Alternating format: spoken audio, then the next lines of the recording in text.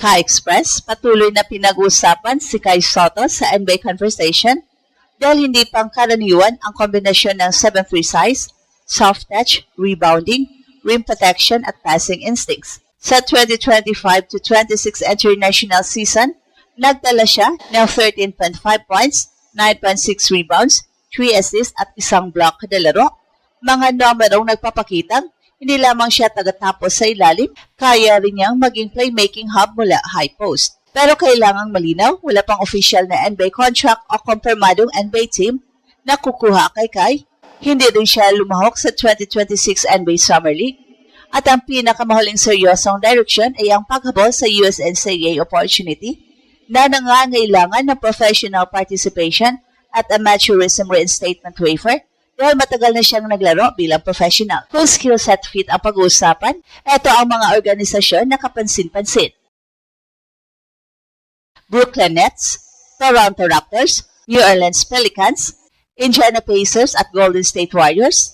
Pinakamaganda ang Brooklyn Nets para sa development dahil umalis si Nick Claxton at rebuilding pa ang roster. Ang Toronto ay nangangailangan ng dagdag na rebounding at legitimate size. Ang New Orleans ay nawalan kay Kevin Looney at isang taon lamang ang bagong deal ni DeAndre Jordan. Ang Indiana at Golden State naman ay bagay sa passing ng isang big man, bagamat mataas ang hinihingi nilang bilis at defensive processing. Sa social media, hati ang mga fans, may naniniwalang sapat ang size at skills para sa two-way chance, habang ang iba ay nagdududa sa lateral quickness, shooting consistency at defense sa space. Kaya ang tunay na laban ni Kai ay hindi simpleng paghahanap ng team. Kailangan niya ng organisasyong handang mag-develop, magbigay ng reps at gamitin ang pinakamalakas niyang katangian. At ano ang NBA skill set ni Kai at aling mga teams ang may totoong puwang? Unahin natin ang pinakamahalagang tanong. Ano ba talaga ang NBA skill set ni Kai? Ang pinakamalaking puhunan niya ay obvious, size, 7'3". Kaya niyang baguhin ang trajectory ng mga tira kahit hindi niya direktang mablock ang bola. Kapag maayos ang kanyang positioning, magiging mahirap para sa mga guards na matapos sa rim. Pero hindi lamang habang dahilan kung bakit interesting siyang developmental big, may soft touch siya sa short roll, may post footwork, marunong mag-skill ng mas maliit na defender, at higit sa lahat, nakakapasa siya mula sa elbow at high post. At ang kanyang 3 assist kada laro sa kanyang 2025 to 26 international numbers ay mahalagang indicator para sa isang sentro. Ang problema, ibang klase ang pagsusulit sa NBA. Hindi sapat na malaki at skilled ka kapag hinihila ka ng mga guards sa pick and roll, pinapabantay sa open floor, at pinipilit gumawa ng mabilis na desisyon laban sa 5-out offense. At ito ang dahilan kung bakit hindi dapat sabihing automatic NBA player na si Kai dahil lamang maganda ang kanyang production sa Japan. Ang team fit, defensive scheme at development pathway ang magpapasya kung magagamit ang kanyang strength o malalantad ang kanilang limitations. Brooklyn Nets, ito ang pinaka-realistic na developmental fit sa kasalukuyang NBA landscape. Natapos ang Brooklyn sa 20-62 noong 2025-26 season.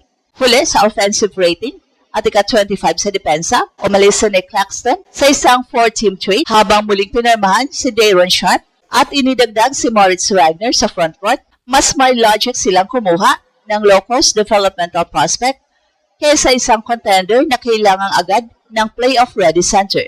Sa Brooklyn, pwedeng subukan si Kai bilang third center o two-way developmental big. Ang magiging trabaho niya ay mag-screen, mag-drive patungo sa ring, kumuha ng defensive rebounds, protektahan ang paint at gamitin ang kanyang passing kapag natanggap niya ang bola sa short roll.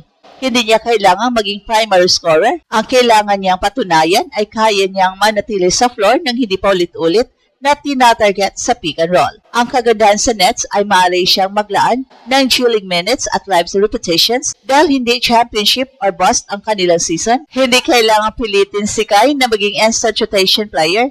Maaari siyang buuin ng dahan-dahan hanggang maging mas consistent ang katawan, depensa at decision making. Toronto Raptors. Ang Toronto ay mas mahirap pasukan pero malinaw ang basketball logic. Sa official NBA off-season analysis, itinuro na maaring maging problema ang rebounding kapag ginagamit ng Raptors ang switchable pero undersized frontline combinations. Nasa roster pa si Jacob Paul kaya hindi starter role ang pinag-usapan para kay Kai. Ang posibleng halaga niya ay bilang specialized backup na nagbibigay ng tunay na height, defensive rebounding at high post passing laban sa second units. Bagay rin sa Toronto ang international development environment, sanay ang organisasyon sa pagkuha at paghubog ng mga players na nangangailangan pa ng malinaw na role bago tuluyang makapasok sa NBA rotation. Pero may malaking kondisyon, ang Raptor ay gumagamit ng aggressive at switch-heavy defensive concepts. Dito masusubukan ang lateral movement, communication at recovery speed ni Kai. Kaya fit siya sa roster need para sa size, pero kailangan pa rin niyang patunayan ang scheme fit sa depensa. Maaari siya maging situational big laban sa malalaking kalaban, hindi automatic regular rotation player. New Orleans Pelicans, may interesting ring opening sa New Orleans. Umalis si Kevin Looney at muling pinirmahan si DeAndre Jordan sa isang taong kontrata. Nasa roster din sina Ives Messi at Jerry Quinn. Kaya meron ng kabataang competition sa frontcourt. Gayunpaman, may argumento para kay Kai bilang developmental third center. Si Kai ay maaaring magbigay ng ibang profile, mas malaking vertical target, dagdag na rim deterrence at mas mataas ang passing upside kaysa karaniwang reverse big. Sa Pelicans, magiging simple ang kanyang trabaho, rim running, defensive rebounding, drop coverage at pagtatapos sa mga passes sa ilalim. Hindi kailangang ilayo agad sa perimeter o pagawin ng napakaraming komplikadong defensive switches. Pero hindi rin madaling makakuha ng minuto dahil kailangang unahin ng New Orleans ang development ni Messi at Quinn. Kaya magandang skill fit ito, pero hindi pinakamaluwag na opportunity. At ang mga sistemang babagay sa passing ni Kai, pero susubok sa kanyang mobility, Indiana Pacers. Sa offensive side, napaka-interesting ng Indiana para kay Kai. Ang Pacers ay umaasa sa mabilis na paggalaw ng bola, early offense at big men na marunong mag-screen, gumawa ng quick handoff at magdesisyon sa short roll.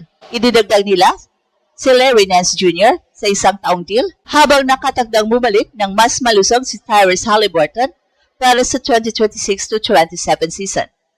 Sa ganitong sistema, magagamit ang passing instincts ni Kai at ang kakayahan niyang humanap ng cutter mula sa high post. Hindi siya kailangan tumira sa bawat possession, maaari siyang maging connector na nagpapalipat ng bola at gumagawa ng tamang screen para sa mga shooters at slashers. Pero ito rin ang maaring pinakamahirap na physical test.